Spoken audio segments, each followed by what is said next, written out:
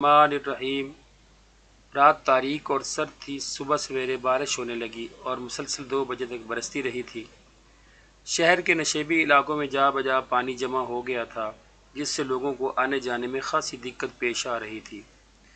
چونکہ بارش کے ساتھ تیز ہوائیں بھی چلی تھیں، اس لیے قریب قریب آدھے شہر کی بجلی بند ہو گئی تھی۔ گھروں میں لالٹینیں اور موم بتیاں جل رہی تھی، جن کی ہلکی اور مدھم روشنی میں گھر والے اپنے ضروری کام نمٹا رہے تھے۔ اس رات ایک محلے کے ایک چھوٹے سے مکان کے اندر راشد دروازے کے پاس کرسی پر بیٹھا ہوا کسی سوچ میں گم تھا۔ اوپر دیوار کے ساتھ لٹکی ہوئی لالٹین کی روشنی کمرے کے ایک چھوٹے سے حصے پر پڑ رہی تھی۔ راشد 9ویں جماعت کا طالب علم تھا اور اپنی ماں کے ساتھ رہتا تھا۔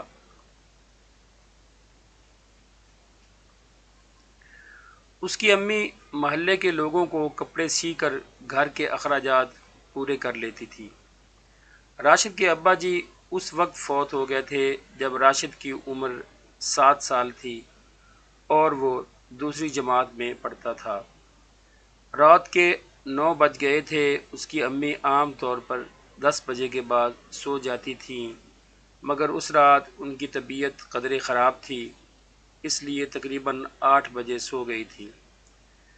اگر گھر میں بجلی کی روشنی ہوتی تو راشد اپنی عادت کے مطابق کوئی نہ کوئی کتاب پڑھتا اور کتاب پڑھتے پڑھتے سو جاتا، لیکن خاطر خواہ روشنی نہ ہونے کی وجہ سے کچھ بھی پڑھنا اس کے لیے مشکل تھا، اور چونکہ اسے نیند بھی نہیں آ رہی تھی، اس لیے کرسی پر بیٹھا بیٹھا کتابوں کے بارے میں یا دوستوں کے متعلق سوچ رہا تھا۔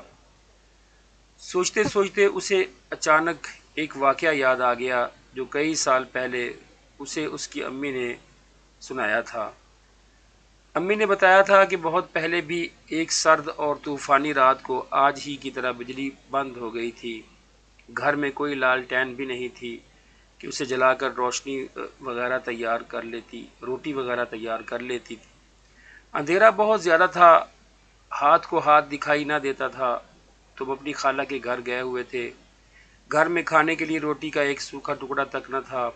ایسے میں مجھے کھانے سے زیادہ تمہاری فکر ستا رہی تھی کہ کہیں مجھے اپنے پاس نہ پا کر تم رو نہ رہے ہو۔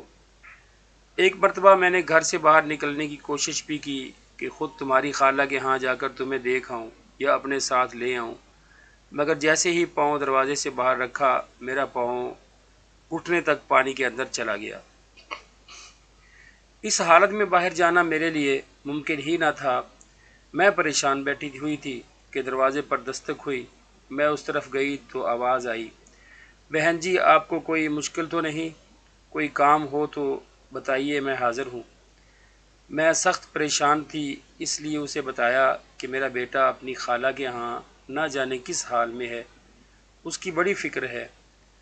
اس شخص نے میری بہن کا پتہ پوچھا اور چلا گیا۔ میں اس کی شکل نہ دیکھ سکی۔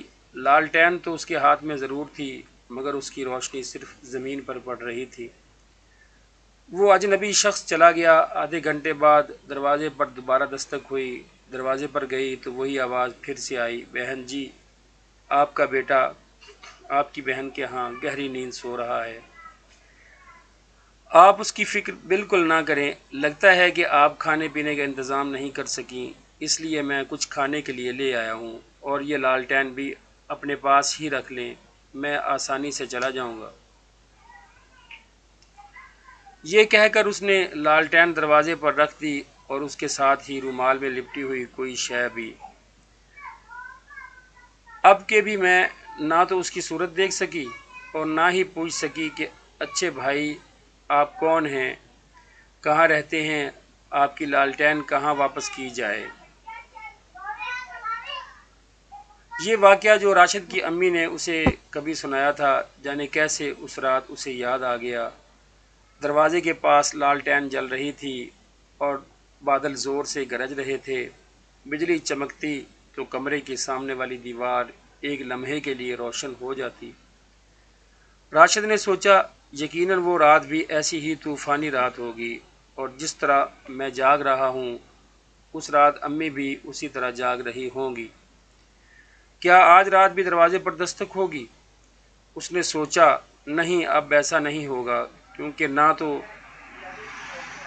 امی بھوکی سوئی ہیں اور نہ میں بھوکا رہ کر جاگ رہا ہوں، ہمیں کوئی فکر بھی نہیں ہے۔ اس نے اپنے سوال کا خود ہی جواب دے دیا۔ اسی وقت اس کی نظر اوپر اٹھی اور پھر ایک اور سوال نے اس کے ذہن میں سر اٹھانا شروع کر دیا۔ کیا یہ وہی لالٹین ہے جو اس رات اجنبی شخص نے امی کو دی تھی؟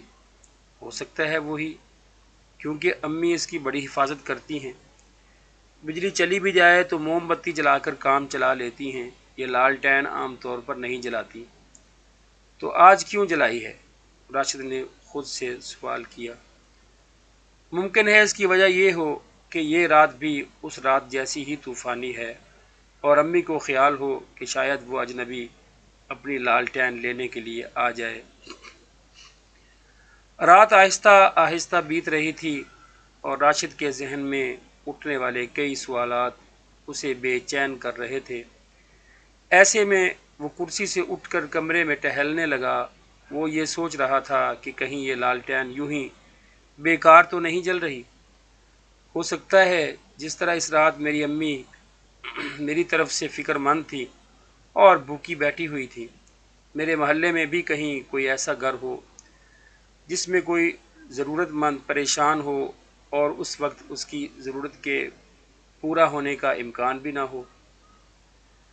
بہت دیر تک ٹہلنے کے بعد وہ کچھ سوچ کر امی کے پاس گیا۔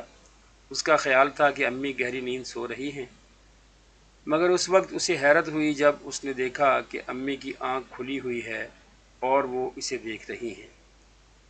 کیوں راشد بیٹا، کیا بات ہے، سوئے نہیں ابھی تک؟ نہیں امی، نیند نہیں آ رہی۔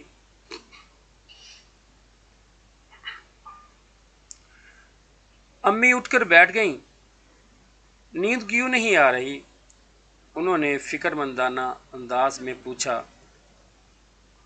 راشد نے بتایا، امی مجھے اس رات کا واقعہ یاد آ گیا، وہ واقعہ امی جس میں ایک اجنبی شخص نے آپ کی مدد کی تھی، آپ کو کھانا لا کر دیا تھا اور یہ لالٹین بھی آپ کے لیے چھوڑ گیا تھا۔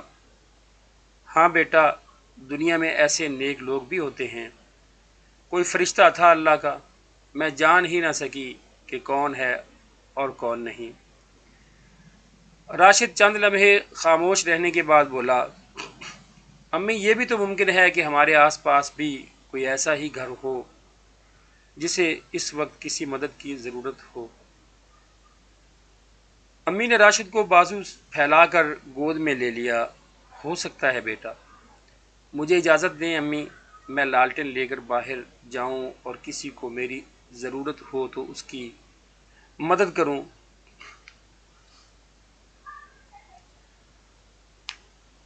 امی سوچ میں پڑ گئیں۔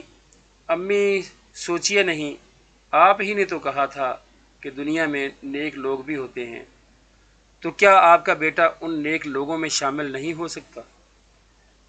امی نے اس کے جواب میں بیٹے کے سر پر شفقت سے ہاتھ پھیرتے ہوئے کہا، جاؤ بیٹا، لالٹین لے جاؤ، اللہ تمہاری حفاظت کرے۔ راشد لالٹین کی مدھم روشنی میں ایک کچے راستے پر آہستہ آہستہ قدم اٹھاتا ہوا آگے بڑھ رہا تھا۔ اس وقت وہ جہاں جہاں سے گزرا تھا اس نے تقریباً سبھی گھروں میں روشنی دیکھی تھی، گھروں کے اندر سے آنے والی آوازیں بھی سنی تھیں۔ اپنے محلے سے نکل کر وہ دوسرے محلے میں چلا گیا۔ ایک گلی سے گزرتے ہوئے وہ ایک ایسی جگہ پہنچ گیا جہاں روشنی بالکل نہ تھی۔ ان مکانوں کے اندر کیا لوگ نہیں رہتے؟ یہ سوال اس کے ذہن میں آیا اور اس کے ساتھ ہی اس نے اپنی لالٹین کی روشنی میں ایک دروازے پر دستک دی۔ کون ہے؟ یہ آواز کسی بوڑھے آدمی کی معلوم ہوتی ہے، راشد نے سوچا۔ جی میں ہوں۔ میں کون؟ جی راشد۔ پھر کئی منٹ یوں ہی گزر گئے۔ آخر کار دروازہ کھلا۔